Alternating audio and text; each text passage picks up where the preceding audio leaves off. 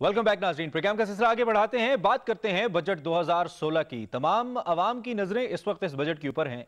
हुकूमत के लिए बजट इसलिए भी बहुत जरूरी है कि हुकूमत आधे से ज्यादा अपनी इस हुकूमत के टेनोर का हिस्सा गुजार चुकी है, और इसको देखते हुए अब यह बहुत बड़ा सवाल है कि हुकूमत इस बजट में अवाम के लिए क्या रिलीफ लेकर आती है, कौन से ऐसी इनिशिएटिव्स लेकर आती है जिसको देखते हुए पाकिस्तान अपनी इंपोर्ट्स को कम, अपनी एक्सपोर्ट्स को बढ़ा सकता है, पाकिस्तान का बजट डेफिसिट कम हो सकता है, पाकिस्तान के अंदर मजीद जो रोजगार जनरेट करने के मुख्तलिफ मौके हैं उनको लाया जा सकता है, और इससे पहले जो गलतियां हमने की हैं मुआशी सतह के ऊपर उनको कैसे सुधारा जा सकता है। ये वो सारे सवालात हैं जिनको इस वक्त पाकिस्तान की अवाम जेर नज़र रखे हुए हैं। दूसरी जानिब हुकूमत इस बात की दावेदार भी नजर आती है कि हमने पहले से बहुत ज़्यादा हमारी अचीवमेंट्स मौजूद हैं। पाकिस्तान में जो इन्फ्लेशन है वो कम हुई है पहले से, यानी कि उसका बराह रास्त ताल्लुक महंगाई से है, महंगाई कम हुई है।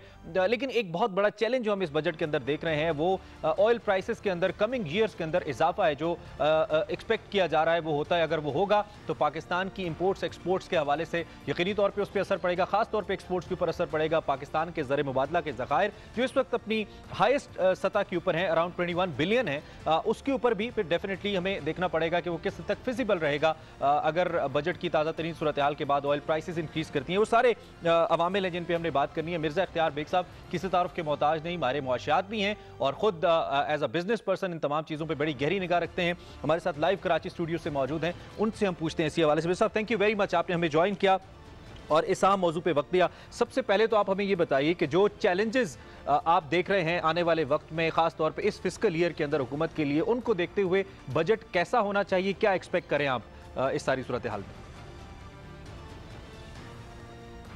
देखिए, अब तक पहली चीज़ तो है कि federation of Pakistan chamber of commerce and industry ने बुकलेट के फॉर्म में बजट प्रपोजल जो है वो हमने मिनिस्ट्री ऑफ फाइनेंस को और एफडीआर को दिया। उसके बाद हमारे यहाँ से मैराथन सेशन से मीटिंग्स हुए, मुख्तलिफ एसोसिएशन के जो इशूज़ थे वो उठाए गए। हमारे यहाँ से जुबैर पटेल साहब हैं, मैं खुद एफडीआर में जाके मीटिंगें कर आया हूँ। तो इंटरेक्शन तो है बिजनेस कम्युनिटी का और पॉलिसी मेकर्स का और एफडीआर का। अब जो बजट पे जोर है उनका वो ये है कि हमारा ग्रोथ ओरिएंटेड बजट होना चाहिए। हमारी जीडीपी की जो ग्रोथ है वो अब तक 4% के आसपास की बात हो रही है और आप बात कर रहे हैं 5 की, 5.5 की। तो वो ग्रोथ किस तरह से हासिल होगी आने वाले बजट में जो आप हदफ रख रहे हैं, वो ग्रोथ हासिल हो सकती है अगर आपने अपनी एक्सपोर्ट्स बढ़ाई और अपने इंपोर्ट को कम किया है या इंपोर्ट सब्स्टिट्यूशन को किया। इस बजट में जो चीज़ सबसे अच्छी हुई है और जिसको सराहना चाहिए वो हुकूमत का कारनामा भी है, मुबारकबाद भी पेश करता हूँ इसहाक डार साहब को, वो ये है कि हमारा बजट खसारा जो है वो तकरीबन उसी टारगेट पे आ गया है जो IMF ने हमको दिया था, 4% की हद में आसपास आ गया है वो। और आपको याद रहे कि बजट खसारा ये वो था जो 8.25% था जब इस पाकिस्तान मुस्लिम लीग नून की हुकूमत ने हुकूमत संभाली थी। तो ये बहुत बड़ा कारनामा है कि आपने उसको आधे पे ले आए और अब मजीद आने वाले सालों में इसको मजीद कम करेंगे। ठीक है, ठीक है। यकीनन हमारी रेमिटेंस बहुत अच्छी रही हैं, हाईएस्ट $18 बिलियन की हमने रेमिटेंस हासिल की हैं। हमारे रिजर्व भी 21 बिलियन के पहुंच गए हैं।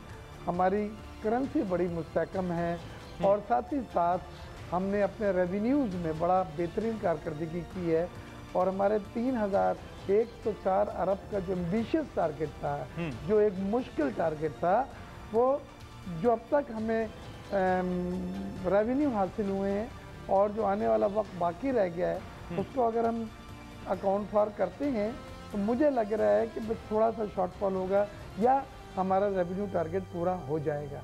और ये रेवेन्यू टारगेट वो था जिसमें सब ने ये कहा था कि जी ये हासिल नहीं हो सकता, अचीव नहीं हो सकता, क्योंकि ये 3,104 अरब 3 ट्रिलियन का जो रेवेन्यू टारगेट है चंद सालों पहले। तो मिर्ज़ा साहब हमने एक तो ये कि पिछले फिस्कल ईयर के अंदर जो पिछला हमारा माली साल था उसके अंदर हमने कौन से ऐसे चैलेंजेस थे जिनको हमने थॉरली एड्रेस किया, और उसके साथ साथ ये भी बताइए कि अगले आने वाले साल के अंदर 2016-2017 के अंदर कौन से ऐसे चैलेंजेस हैं जो आप देख रहे हैं जो हमारे रेवेन्यू टारगेट्स को दरपेश हो सकते हैं और उसके लिए पेश की मनसूबाबंदी जरूरी होगी।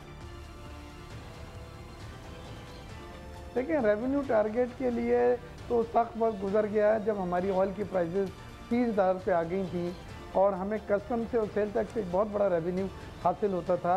और जब उसकी यूनिट प्राइस आधी हो गई तेल की, तो जो सेल टैक्स है और जो कस्टम ड्यूटी है वो भी हमें कम मिली, लेकिन उसका हुकूमत ने ये किया कि सेल टैक्स की शरह बढ़ा दी ताकि वो अमाउंट वही हमें मिले जो हमने अपने टारगेट में एक अकाउंट फॉर किया हुआ था। तो आने वाले वक्त में जो हमें टारगेट्स मुश्किल नज़र आ रहे हैं वो ये है कि हमें मुल्क में सनतकारी का अमल जो है, लार्ज स्केल मैन्युफैक्चरिंग तो बेहतर हुई है, लेकिन छोटे और दरमियाने दर्जे की सनतों का फ़रोग जो है वो हमें इस साल भी नज़र नहीं आया है। और आने वाले साल में मैं समझता हूँ उसकी बुनियादी वजह क्या देखते हैं आप? क्योंकि यही small and medium scale industry जो है कि जॉब क्रिएशन इमरान करती है, कि जॉब फराहम करती है, जिससे गुर्बत में कमी आती है। अच्छा, इसमें बुनियादी चैलेंज, अब ये बड़ा इंपॉर्टेंट नुकता आपने मिर्जा उठाया, एनर्जी का बुरान हमारा ये बड़ा इंपॉर्टेंट नुकता है small and medium scale businesses का। LNG इंपोर्ट करने से बहुत पड़ा है फर्क, और पंजाब में अब 7 दिन हमें फैक्ट्री चलाने के हम काबिल हैं और चला रहे हैं LNG की वजह से। तो और फिर नए जो जनरेटिंग यूनिट्स आए हैं उन्होंने भी नेशनल ग्रिड में बिजली पैदा की है, लिहाजा बिजली से हमें 2% GDP कम हासिल हो रहा था। यानी अगर हमारा GDP 5% था तो हमें 7% होना चाहिए था, लेकिन क्योंकि एनर्जी की तवानाई का बुरान था, एनर्जी की शॉर्टफॉल थी, उसकी वजह से प्रोडक्शन नहीं हो रही थी, उसकी वजह से सनतें पूरी ऑप्टिमम प्रोडक्शन नहीं दे रही थी, तो हमें 2% का GDP हमारी कम। अच्छा, जब हम small and medium scale industries की मिर्जा साहब बात करते हैं तो उसमें आपने कहा कि उसको हम ने इससे पहले भी इनकरेज इतना नहीं कर सके, हुकूमत अपनी सतह पे नहीं कर सकी, और अब भी अगर नहीं करेगी तो उसका नुकसान होगा। इसको कैसे इनकरेज करें हम? बेसिक फैक्टर्स इसके अंदर क्या इन्वॉल्व हैं?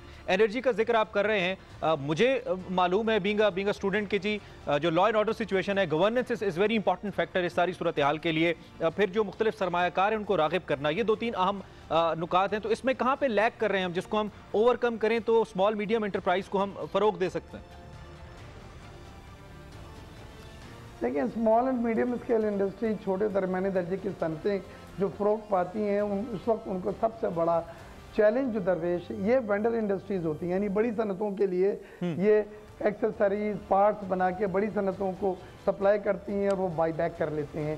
सिर्फ हमारे यहाँ वेंडर इंडस्ट्री में ऑटोमोबाइल की वेंडर इंडस्ट्री को फ़रोग हासिल हुआ है, और ये बात मैं बड़े फ़ख्र से कह सकता हूँ कि जो बड़ी गाड़ियाँ बनाने की फैक्ट्रीज़ हैं, चाहे वो एटलस हो, चाहे वो इंडस मोटर्स हो या सुजुकी हो, ये हिनो हो, निसान हो, इनकी ज़्यादातर वेंडर इंडस्ट्री इनको पार्ट्स और एक्सेसरीज बना के देती है। विंडशील्ड्स बनती हैं, गियर बॉक्सेस बनते हैं, पीछे की सीट्स बनती हैं, टायर बनते हैं, और वो वहाँ असेंबल होकर आगे चले आते हैं। और आपने देखा कि कार मैन्युफैक्चरिंग हमारी उसमें एक क्वांटम ग्रोथ हुई है, बढ़ी है, जो number of the vehicles produce last year. तो एक तो हमें ज़रूरत ही है कि वेंडर इंडस्ट्री को फ़रोग दें, वेंडर इंडस्ट्री बनाएं, दूसरे सेक्टर भी अपने अपने सेक्टर्स की वेंडर इंडस्ट्री बनाएं। जैसे बैंक जो हैं वो SMEs को फाइनेंसिंग नहीं करते। हालांकि अभी गवर्नर स्टेट बैंक से हमारी मुलाकात हुई थी, उन्होंने मज़ीद प्रोडेंशियल रेगुलेशन में जो SMEs के थे तब्दीली लाए हैं, और अब आसानी से कर्जे लिए जा सकेंगे। लेकिन फिर भी बैंकों का माइंड सेट ये है कि वो हुकूमत की ट्रेजरी में फंड्स रख के गारंटेड मुनाफा कमाते हैं, या कारपोरेट सेक्टर को मॉर्गेज रखवा के उनकी फैक्ट्रीज वो उनको कर्जे देते हैं। SMEs में ज़्यादातर फैक्ट्रीज क्योंकि रेंटल होती हैं, उसको आप मॉर्गेज नहीं रखवा सकते, लिहाजा बैंक उसको अनसेफ समझते हुए उसको फाइनेंसिंग इनकरेज नहीं करते, और जहाँ देते भी हैं तो मार्कअप 18% और 20% है। तो मेरे नज़दीक एक जुमले में अगर आप पूछें, SMEs के फ़रोग में रुकावट जो है वो फाइनेंसिंग है, वो हमारी और मेनली कमर्शियल बैंक्स उसमें पॉजिटिव रोल प्ले कर सकते हैं। मिर्जा साहब, thank you very much sir, thank you very much for time, बहुत शुक्रिया आपका।